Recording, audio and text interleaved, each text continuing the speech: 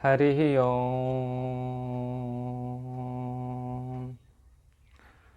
राम राम मित्रों, पिछले समाधिपाद के 29वें सूत्र तक पूरा हो गया था। अब समाधिपाद के 30वें सूत्र से आरंभ किया जाता है। अब बताते हैं, पूर्व सूत्र में जिन अंतराओं का अभाव होने की बात कही गई है उनके नाम अब बतलाते हैं। अंतराव यानी कि जो विघ्न बाधा हैं उनके बारे में अब उनके नाम बताए जा रहे हैं यहाँ पर। तो पहला है व्याधि, दूसरा स्त्यान, संशय, प्रमाद, आलस्य, अविरति, भ्रांति दर्शन, अलब्ध भूमिकत्व और अनवस्थित्व। ये 9 हैं। चित्त के ये विक्षेप हैं और ये विघ्न हैं, ये अंतराय हैं। यानी कि हमारे योग मार्ग में ये 9 विघ्न हैं, 9 बाधा हैं जो यहाँ बता रहे हैं। ये इनके नाम बताए हुए हैं। तो ये योग साधना में लगे हुए साधक के चित्त में विक्षेप उत्पन्न करके उनके साधन से विचलित करने वाले ये 9 योग मार्ग के विघ्न माने गए हैं। अब पहला इसमें आ गया व्याधि। तो व्याधि होने पर भी, यानी शरीर में कोई भी रोग अगर हो जाए, उत्पन्न हो जाए, तो योग बाधा में तो बाधक होना ही है, क्योंकि शरीर सही से काम नहीं करेगा। हम बैठेंगे तो अच्छे से बैठ नहीं पाएंगे और मन हमारा चंचल रहेगा, उसी के तरफ हमारा ध्यान बार बार जाएगा और हमारे चित्त को चंचल करते रहेगा। तो इस तरह से हमारे योग साधना में ये बाधक है। तो ये यहाँ पहला शरीर का विघ्न बताए हैं। उसके बाद में दूसरा है स्त्यान, अकर्मण्यता, अर्थात साधनों में प्रवृत्ति न होने का स्वभाव स्त्यान है। यानी जो हम साधन करते हैं उनमें हमारा मन नहीं लगता है, मन कहीं और चला जाता है, इधर उधर किसी दूसरे विषयों में लगता है, या उधर की तरफ मन जाता है, संसार की तरफ मन जाता है। उसमें साधन मार्ग में वो नहीं आ पाता है ठीक से। तो इस तरह से ये जो विघ्न है इसको स्त्यान नाम दिया गया है। तो ये दूसरा विघ्न है। और ये तीसरा विघ्न बताया गया है संशय, यानी कि अपनी शक्ति में या योग के फल में संदेह हो जाने का नाम संशय है। यानी कि किसी बात का में अगर हमें संशय हो जाए तो संशय तो बहुत ही खराब चीज़ है।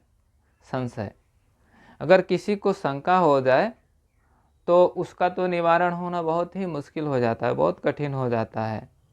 यदि हम कोई काम कर रहे हैं या यदि उसमें हमको ये शंका हो जाए कि ये हम काम कर पाएंगे कि नहीं कर पाएंगे, इस तरह से उसके मन में अगर शंका पैदा हो जाए तो वो व्यक्ति उस काम को नहीं कर पाएगा और अच्छे से नहीं कर पाएगा। कर पाएगा भी तो वो भली भांति उसको नहीं कर पाएगा, तो उसमें विघ्न आएगा।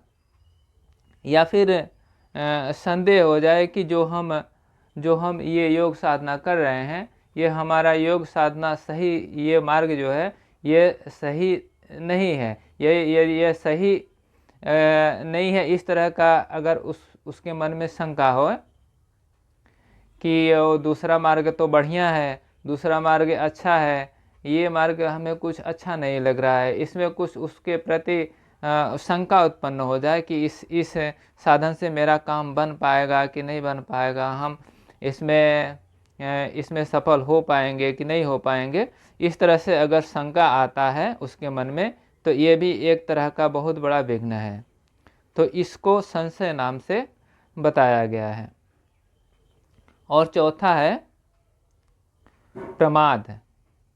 चौथा प्रमाद जिसको बाधा बताया गया है, योग साधनों के अनुष्ठान की अवहेलना करते रहना, ये प्रमाद है।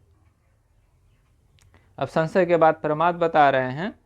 प्रमाद उसको कहते हैं जो हम अपनी जो भी योग साधना कर रहे हैं उसको अच्छे ढंग से नहीं करना, उसको टालते रहना, उसको अनमने ढंग से करना, उसको करना भी तो मतलब अच्छे मन से रुचि लेकर के नहीं करना उसको,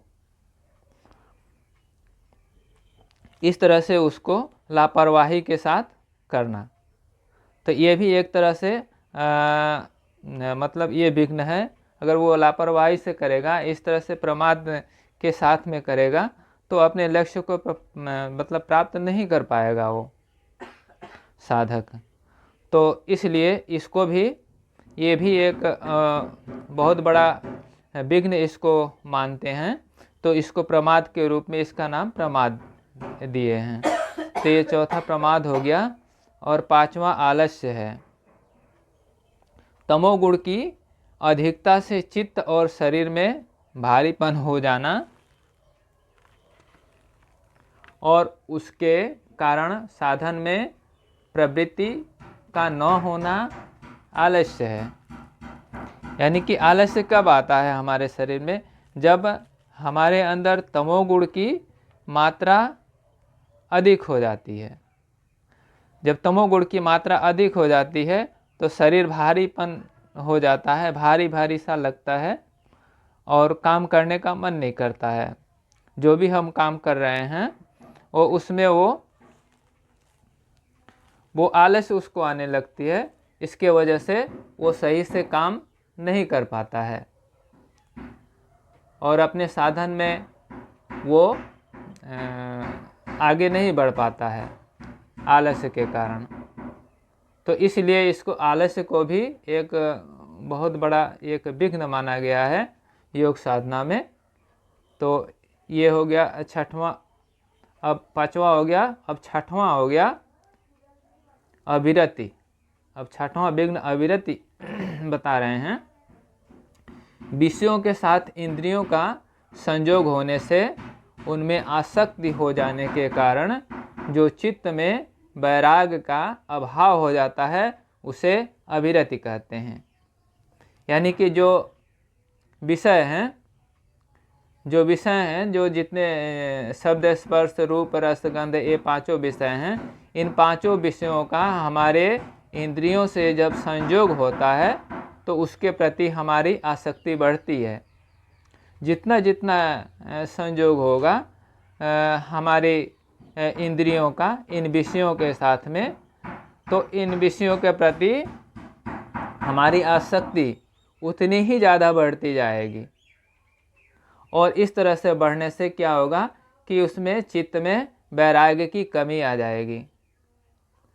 और जब वैराग्य की कमी आ जाएगी तो उसको मतलब उसका मन बार बार विषयों की तरफ दौड़ेगा और विषयों की तरफ बार बार उसका मन जाएगा और अपने साधन में उसका मन नहीं लगेगा, साधना अच्छा से नहीं कर पाएगा वो। इसलिए ये भी एक बहुत बड़ा ये विघ्न है योग मार्ग में, साधना मार्ग में। तो इसे अविरति कहते हैं, अविरत का नाम देते हैं। अब सातवां आ गया भ्रांति दर्शन। योग के साधनों को किसी कारण से विपरीत समझना, अर्थात यह साधन ठीक नहीं है, ऐसा मिथ्या ज्ञान हो जाना भ्रांति दर्शन है। यानी भ्रांति हो जाना, हमारे जो भी हम साधन कर रहे हैं, साधना कर रहे हैं, उसमें भ्रांति पैदा हो जाना। यानी कि जो ये समझ बैठना कि ये जो हमारा मार्ग है, ये मार्ग अच्छा नहीं है, और इसको सही से ना समझ करके इसको उल्टा ही समझ लेते हैं। इसका मिथ्या ज्ञान मतलब हो जाता है अंदर में कि चलो इस साधना से हमारा कुछ होने वाला नहीं है। और तो इस तरह से विपरीत इसको जब ज्ञान होता है तो इसको भ्रांति दर्शन कहते हैं। इसमें इसको भ्रांति पैदा हो जाती है, भ्रांत कर देता है मन को, तो इसको कहा गया है भ्रांति दर्शन, 7वां। अब 8वां आ गया। 8वां है अलब्ध भूमिकत्व, मतलब साधन करके भी योग की भूमिकाओं का अर्थात साधन की स्थिति का प्राप्त न होना, यह अलब्ध भूमिकत्व है। इसे साधक का उत्साह कम हो जाता है। यानी कि जब हम अपनी योग साधना करते हैं तो जब हम अच्छी तरह से अपने योग साधना में प्रवृत्त हो जाते हैं और योग साधना करते करते करते करते करते करते करते करते ऐसे ही हम जब कुछ समय बीत जाता है, कुछ काल हो जाता है साधना करते करते, तो इसमें क्या होता है कि एक उसको पता चल जाता है अपने भूमियों के कि मतलब हमारा जो है हम किस स्तर पे आए हुए हैं, मतलब हमारा योग साधना कहाँ पे पहुँचा है। तो जैसे उसको विषयों के बारे में पता चल जाता है, जैसे प्रकृति है, प्रकृति के बारे में कुछ कुछ उसको पता चलने लगता है, और आत्मा है, आत्मा के बारे में कुछ कुछ उसको ज्ञान होने लगता है। तो इस तरह से इसको अनुभूति होने लगती है अपने साधना मार्ग में। साधना को करते करते करते करते इसको कुछ सभी विषयों का कुछ कुछ अनुभव होने लगता है, उसको उसका ज्ञान प्रकट होने लगता है उस साधक को। तो इस तरह से जब ये सब नहीं होता है, साधक को अनुभूति नहीं प्राप्त होती है, जो साधना करते हैं तो साधक को, तो इसमें उसका उत्साह जो है कम होने लगता है। जब उत्साह कम होने लगेगा तो उसका करने का मन नहीं करेगा, योग साधना करने का मन नहीं करेगा। तो इस तरह से इसको अलब्ध भूमिकत्व बताया गया है। 8वां और ये 9वां अब आ गया अनवस्थितत्व, यानी योग साधन से किसी भूमि में चित्त की स्थित होने पर भी उसका न ठहरना अनवस्थित्व है। यानी जब योग साधना करते करते करते करते कोई किसी ऐसी भूमि में पहुंच जाते हैं, किसी ऐसे स्तर पर पहुंच जाते हैं, और उस स्तर पे जब हम अपना ध्यान लगाते हैं या ध्यान करते हैं उस पर, तो वहाँ पे मन विचलित हो जाता है, वहाँ पे मन टिकता नहीं है, वहाँ पे मन नहीं लगता, वहाँ से मन फिर जाता है। तो इस तरह से जब उसका मन फिर जाता है तो ये भी एक बहुत बड़ा बाधा है योग मार्ग में। तो इसको अनवस्थित्व के नाम से कहते हैं। ये जो है विघ्न अनवस्थित्व विघ्न है। तो इस तरह से 9 प्रकार के चित्त विक्षेपों को ही अंतराय, विघ्न और योग के प्रतिपक्षी आदि नामों से कहा गया है। यहाँ ये 9 प्रकार के विघ्न बतलाए हैं योग साधना में। अब ये बतलाते हैं, अब ये 30वां सूत्र समाप्त हुआ। अब 31वें सूत्र से आरंभ करते हैं। तो इसमें बताते हैं कि ये जो 9वां जो विघ्न है ही है, 9 विघ्न तो हैं, लेकिन तो इन 9 विघ्न के साथ में और भी हैं विघ्न आ जाते हैं, जुड़ जाते हैं इनके साथ। तो वे बतलाते हैं अगले सूत्र में बतलाते हैं। तो ये कौन है? मतलब दुख, दौर्मनस्य, अंग में जयत्व, श्वास और प्रश्वास, ये 5 विघ्न बताए हैं। ऊपर जो विघ्न बता आए हैं उन्हीं से ये 5 विघ्न और पैदा हो जाते हैं। तो इन विक्षेपों के साथ साथ होने वाले हैं, जो ऊपर विक्षेप बताया गया है, ये 5 और जुड़ जाते हैं इसमें। तो उपर्युक्त चित्त विक्षेपों के साथ साथ होने वाले दूसरे 5 विघ्न इस प्रकार से हैं। पहला दुख को बताया गया है, यानी दुख 3 प्रकार के होते हैं। दुख भी 3 प्रकार के होते हैं, आध्यात्मिक, आधभौतिक और आधिदैविक। इस तरह दुख के प्रधानतया 3 भेद माने गए हैं। काम क्रोध आदि के कारण, व्याधि आदि के कारण, या इंद्रियों में किसी प्रकार की विकलता होने के कारण जो मन, इंद्रिय या शरीर में ताप या पीड़ा होती है, उसको आध्यात्मिक दुख कहते हैं। यानी कि इनके द्वारा, जो काम क्रोध आदि के द्वारा जो दुख पैदा होता है, या हमारे शरीर में या फिर हमारी इंद्रियों में, तो उससे जो पीड़ा पहुंचती है, तो उसको आध्यात्मिक दुख बताते हैं। और उसके बाद में आधिभौतिक दुख ये हैं जो मनुष्य, पशु, पक्षी, सिंह, व्याघ्र, मच्छर और अन्य जीवों के कारण होने वाली पीड़ा का नाम आधिभौतिक दुख है। यानी कि जो किसी अन्य जीवों के द्वारा जो हमें दुख प्राप्त होता है, उसके कारण जो विघ्न पैदा हो जाते हैं हमारे साधना में, तो इनको बताते हैं ये आधिभौतिक हैं। माने जो दूसरे जीवों द्वारा हमें दुख पहुंचता है, वह आधिभौतिक दुख है। अब आधिदैविक है। आधिदैविक दुख ये हैं, जैसे सर्दी, गर्मी, वर्षा, भूकंप, तूफान, इस तरह के ये सभी जो है आदि, ये दैविक घटना से होने वाली पीड़ा का नाम आधिदैविक दुख है। इनको आधिदैविक दुख माना गया है। और दूसरा आ गया दौर्मनस्य। इच्छा की पूर्ति न होने पर जो मन में क्षोभ होता है, उसे दौर्मनस्य कहते हैं। अगर किसी मनुष्य की या किसी की भी अगर इच्छा की पूर्ति नहीं होती है, तो उसके मन में तो कष्ट होता ही होता है। चाहे कोई भी हो, इच्छा कर लिया हो कि हमें हमारा ये काम नहीं हुआ, हो जाना चाहिए था, नहीं हुआ, तो उसकी इच्छा की पूर्ति नहीं हुई, तो उसके मन में तकलीफ होता है उसके प्रति। तो इस तरह से एक तरह से उसको दुख होता है उसे, तो इसे दौर्मनस्य कहते हैं। अब तीसरा आ गया अंग में जयत्व। शरीर के अंगों में कंप होना अंग में जयत्व है।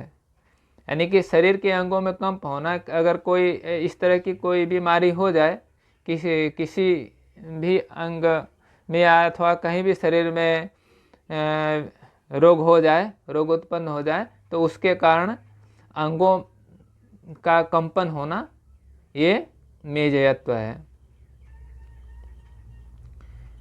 और चौथा आ गया श्वास यानी कि ये भी विघ्न है। ये बिना इच्छा के बाहर की वायु का भीतर प्रवेश कर जाना, बाहर अर्थात बाहरी कुंभक में विघ्न हो जाना श्वास है। यानी कि जब हम प्राणायाम कर रहे होते हैं और प्राणायाम कर रहे होते हैं, उस समय हम जब बाह्य कुंभक में रहते हैं, तो जब हम बाह्य कुंभक लगाते हैं, तो हमारी बिना इच्छा के ही वायु अंदर प्रवेश कर जाती है जब, तो इसे श्वास का विघ्न बताया गया है। इसी तरह से पांचवा आ गया प्रश्वास। यानी कि बिना इच्छा के ही भीतर की वायु का बाहर निकल जाना, अर्थात भीतरी कुंभक में विघ्न हो जाना, प्रश्वास का विघ्न बता रहे हैं। प्रश्वास का विघ्न है। यानी कि जब हम प्राणायाम करते हैं यानी कुंभक प्राणायाम करते हैं, जब बाहर से जब हम वायु अपने अंदर प्रवेश कर लेते हैं और उसको जब रोकते हैं तो वो हमारी इच्छा के बिना रुके ही वो बाहर निकल जाते हैं। तो ये भी ये प्रश्वास का विघ्न बताया गया है। तो ये पांचों विक्षिप्त चित्त में ही होते हैं, नहीं समाहित चित्त में नहीं होते हैं, इसलिए इनको विक्षेप सहभू कहते हैं। अब ये यहाँ पे ये 31वां सूत्र समाप्त हुआ। अब 32वां सूत्र आ जाता है। अब 32वें सूत्र में इन विघ्नों को दूर करने का दूसरा उपाय बतलाते हैं।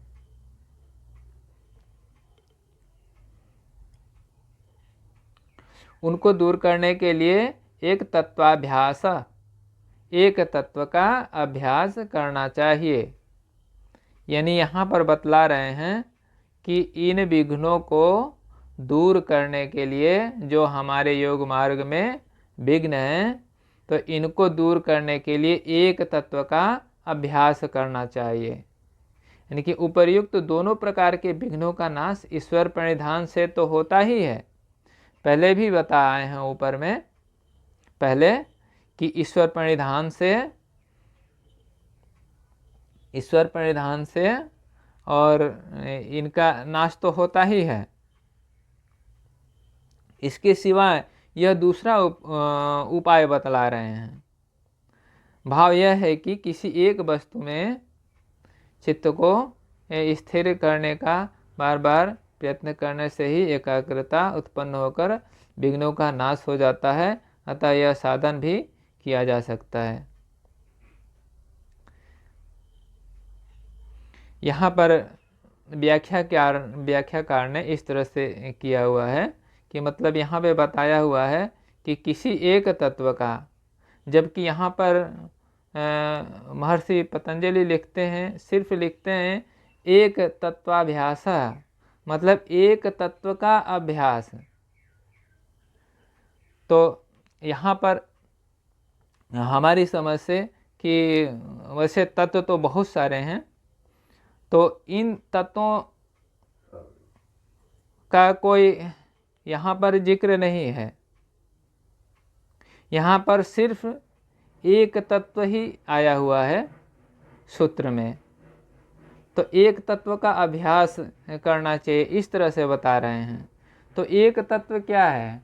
तो सभी तत्व जिससे प्रकट होते हैं वही एक तत्व है। तो एक तत्व क्या है? सभी तत्वों का सार तत्व परमात्मा ही है। तो इस तरह से परमात्मा ही एक तत्व हुए। तो ये भगवान के तरफ ही इशारा कर रहे हैं सूत्रकार कि हमें एक तत्व का, हमें परमात्मा का अभ्यास करना चाहिए। मतलब सिर्फ एक ही परमात्मा का, एक ही ईश्वर का, एक ही का हमें अभ्यास करना चाहिए। तो इस तरह से जब हम एक तत्व का अभ्यास करेंगे तो हमारे सारे विघ्न दूर हो जाएंगे। जैसे कोई अगर परमात्मा का एक ही सिर्फ परमात्मा है, इनके सिवा और कुछ नहीं है, इस तरह का अभ्यास इनको करना चाहिए। या फिर ये जो पूरा विश्व ब्रह्मांड है, पूरा आकाश है, आकाश को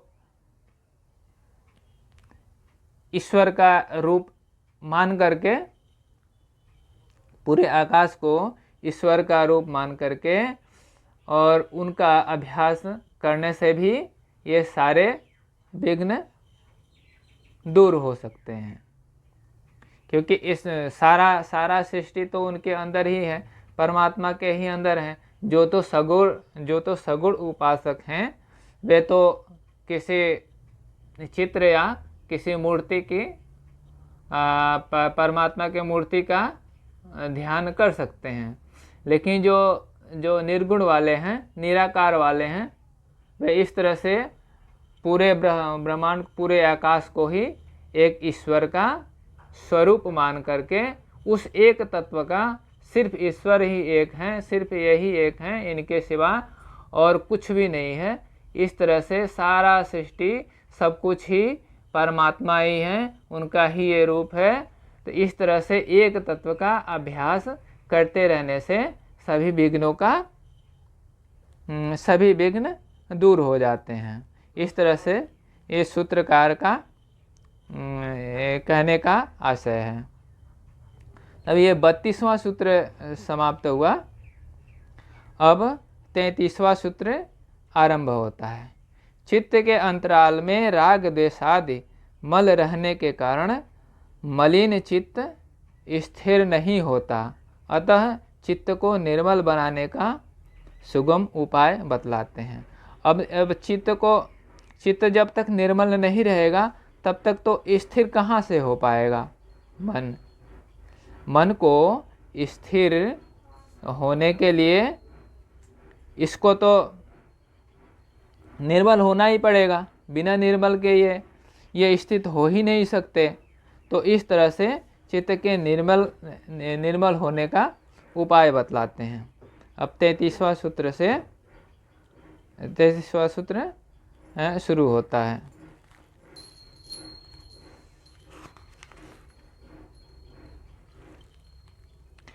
सुखी, दुखी, पुण्यात्मा और परमात्मा, ये चारों जिनके क्रम से विषय हैं, ऐसी मैत्री, करुणा, मित्रता, दया, प्रसन्नता और उपेक्षा की भावना से चित्त स्वच्छ हो जाता है। यानी सुखी मनुष्यों में मित्रता की भावना करने से और दुखी मनुष्यों में दया की भावना करने से, पुण्यात्मा पुरुषों में प्रसन्नता की भावना करने से और पापियों में उपेक्षा की भावना करने से चित्त के राग, द्वेष, घृणा, ईर्ष्या और क्रोध आदि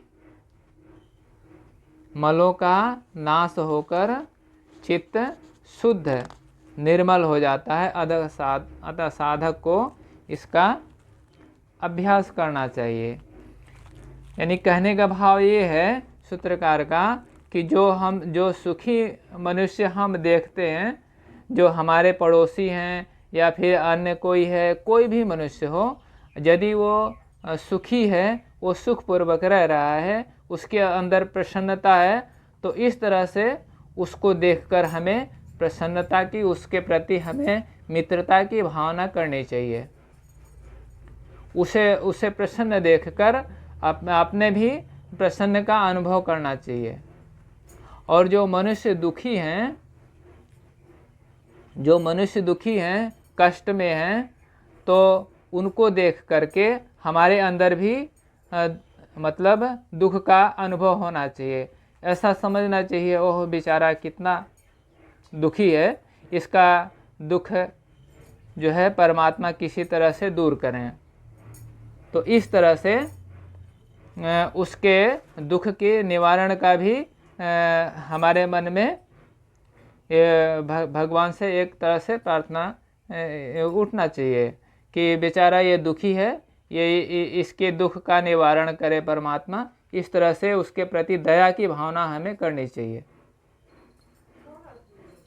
पुण्यात्मा पुरुषों में प्रसन्नता की भावना करने से, यानी कि जो पुण्यात्मा हैं तो वो तो जो दूसरों की भलाई ही चाहते हैं और दूसरे जो किसी भी तरह से दूसरों को सुख पहुंचाना चाहते हैं, दूसरों को कष्ट से बचाना चाहते हैं, ऐसे पुरुषों को देख करके इनके प्रति हमें प्रसन्नता की भावना करनी चाहिए। यानी कि ये बहुत अच्छे आदमी हैं,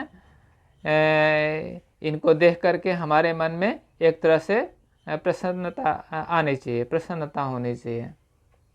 और पापियों में उपेक्षा की भावना करने से, यानी कि जो पापी हैं, जो दूसरे को सताते हैं, दूसरे को कष्ट पहुंचाते हैं, अनायास ही किसी को कष्ट पहुंचा देते हैं, ऐसे जो पापी मनुष्य हैं इनके प्रति हमें द्वेष नहीं करना चाहिए, बल्कि इनके प्रति हमें ईर्ष्या द्वेष नहीं करना चाहिए, बल्कि हमें इनकी उपेक्षा करनी चाहिए। न तो इनके प्रति हमारा कोई राग होना चाहिए, न तो हमें इनके प्रति कोई ईर्ष्या भी नहीं करनी चाहिए, न तो हमें इनके प्रति कोई प्रीति भी नहीं करनी चाहिए। तो इनके प्रति हमें उपेक्षा करनी चाहिए, उपेक्षा की भावना रखनी चाहिए इनके प्रति। तो इस तरह से करने से चित्त के राग, द्वेष, घृणा, ईर्ष्या और क्रोध आदि मलों का नाश होकर चित्त शुद्ध और निर्मल हो जाता है, इस तरह का अभ्यास करने से। अतः साधक को इसका अभ्यास करना चाहिए। अब यहाँ पे 33वां सूत्र समाप्त हुआ। अब 34वां आरंभ होता है। अब यहाँ पर बतलाते हैं चित्त शुद्धि का दूसरा उपाय बतलाते हैं। एक तो बतला दिए अभी 33वें सूत्र में, अब 34वें सूत्र में भी चित्त की शुद्धि का उपाय बतलाते हैं।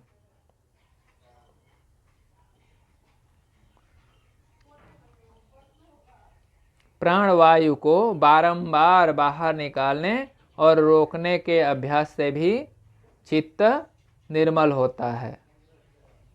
यानी कि बारंबार प्राणवायु को शरीर से बाहर निकालने का तथा यथाशक्ति बाहर रोक के रखने का अभ्यास करने से मन में निर्मलता आती है। इससे शरीर की नाड़ियों का भी मल नष्ट होता है। यानी कि यहाँ पर प्राणायाम के बारे में बतला रहे हैं। जो बाह्य कुंभक इसको कहा जाएगा। जैसे हम प्राणवायु को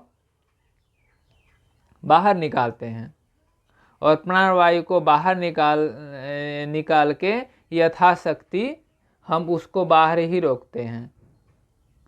यथाशक्ति उसको बाहर रोकते हैं जितनी हमारी शक्ति होती है। उसके बाद में फिर अंदर वायु को अंदर लेते हैं और फिर उसको बाहर छोड़ते हैं।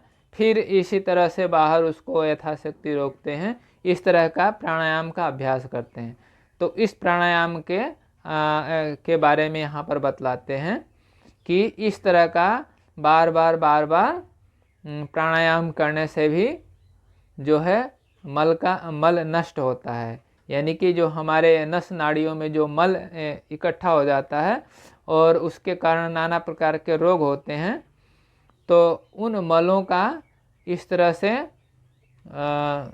ये मल नष्ट हो जाते हैं और मल नष्ट होने से शरीर जो है निरोग होता है।